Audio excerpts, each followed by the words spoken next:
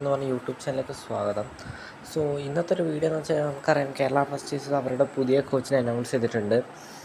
Ashley Westwood. ഒരു ആരാധകൻ എന്ന രീതിയിൽ ഫസ്റ്റ് ചോയ്സ് വീഡിയോ ആണ് ഞാനിത് ഇടുന്നത്. അതായത് ഓവറായിട്ട് അനലൈസ് ഒന്നും ചെയ്തിട്ടുള്ള വീഡിയോ അല്ല, ടാക്ടിക്സിനെ പറ്റിയിട്ടുള്ള വീഡിയോ ഒന്നും അല്ല. അത് ജസ്റ്റ് ഒരു ഫസ്റ്റ് വ്യൂ. അദ്ദേഹത്തിൻ്റെ ജോലി എന്താ, അദ്ദേഹത്തിന് ഇവിടെ ചെയ്യേണ്ട കാര്യങ്ങൾ എന്താ, അദ്ദേഹത്തിന് ചെയ്യാൻ പറ്റാൻ ചാൻസ് ഉള്ള കാര്യങ്ങൾ എന്ത് എന്നതൊക്കെയാണ് പറയാനിരിക്കുന്നത്. പിന്നെ അദ്ദേഹത്തിൻ്റെ ക്യാരക്ടറിസ്റ്റിക്സ്. ഇദ്ദേഹത്തെ പറ്റി പറയുകയാണെങ്കിൽ ഇദ്ദേഹം നമുക്കറിയാം ഇന്ത്യൻ ഫുട്ബോളുമായിട്ട് വളരെ ബന്ധപ്പെട്ടിരിക്കുന്ന ഒരാളാണ്.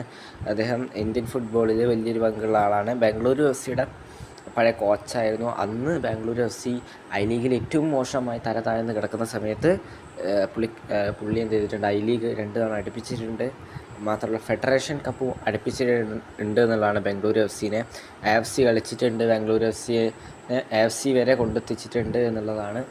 അന്ന് ജോഹർദാസ് താസികുമാരാണ് ബാംഗ്ലൂർ തോറ്റുപോയത് എന്നുള്ളതാണ്. AFC ഫൈനൽ വരെ എത്തിച്ച കോച്ചാണ് ഈ മനുഷ്യൻ എന്നുള്ളതാണ്. നമ്മൾ വിചാരിച്ച പോലെ അത്ര മോശം കോച്ചൊന്നുമല്ല. മാത്രമല്ല ഇന്ത്യയുമായിട്ട് വളരെ അല്ലെങ്കിൽ ഇന്ത്യയുമായിട്ടൊരു വളരെ ബന്ധമുള്ള ഒരാളാണ്.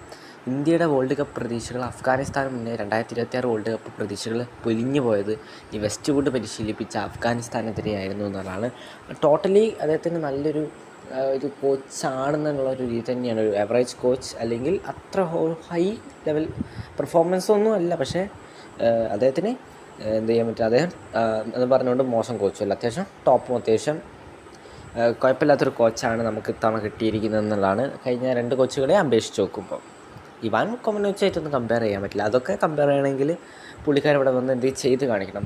ഇപ്പം അദ്ദേഹത്തിന് ഞാൻ കൊടുക്കുന്ന ഒരു ജോലി എന്ന് വെച്ചാൽ ഒരു 7ാം സ്ഥാനം അല്ലെങ്കിൽ ഒരു 6ാം സ്ഥാനം, അല്ലെങ്കിൽ മാത്രം വേണ്ട, 6ാം സ്ഥാനമൊക്കെ കൂടിപ്പോയി, ഒരു 8ാം സ്ഥാനം അല്ലെങ്കിൽ 7ാം സ്ഥാനം, ഒരു റിലഗേഷൻ ആവാതെ ഞാനും കഴിച്ചില്ല. നമുക്ക് ആ ഒരു പൊസിഷൻ, ആ ഒരു ലെവലിൽ മതി ഈ സീസൺ. അതുവരെ എത്തിച്ചാൽ തന്നെ അദ്ദേഹത്തിന് നല്ല ക്വാളിറ്റി ഉണ്ടെന്ന് നമുക്ക് മനസ്സിലാക്കാം.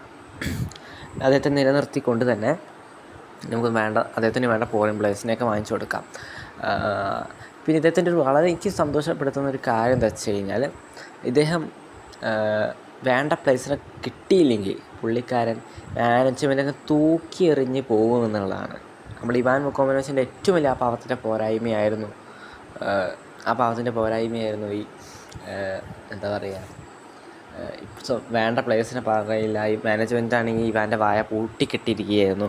അപ്പം ഇവാന് വേണ്ട കുറച്ച് കിട്ടിയ സ്കോഡ് വെച്ച് പുള്ളിക്കാരൻ നന്നായി ചെയ്തു എന്നുള്ളതാണ്. പക്ഷേ ഈ വെസ്റ്റ്വുഡ് അങ്ങനെ നിൽക്കുന്ന ആളല്ല. തനിക്ക് വേണ്ട പ്ലേയേഴ്സിനെ കിട്ടിയില്ലെങ്കിൽ താൻ പറയും, എനിക്ക് എൻ്റെ പ്ലേയേഴ്സിനെ കിട്ടിയില്ല, അതുകൊണ്ട് എനിക്ക് റിസൾട്ട് ഉണ്ടാക്കാൻ കഴിയൂലെന്ന് തുറന്നടിച്ച് പറയുന്ന ചങ്ങായിയാണ്. അതായത് മാനേജ്മെൻറ്റിൻ്റെ ഒരുമാതിരിയുള്ള മറ്റേ പരിപാടിയൊന്നും നടക്കൂല ഇവിടെ എന്നുള്ളതാണ്. കൃത്യമായിട്ട് വേണ്ട പ്ലേസിനെ പറയും, വേണ്ട പ്ലേസിനെ നോക്കിയെടുത്ത് വാങ്ങിക്കുമെന്നുള്ളതാണ്. ആ കാര്യത്തിൽ എനിക്ക് സന്തോഷമുണ്ട്.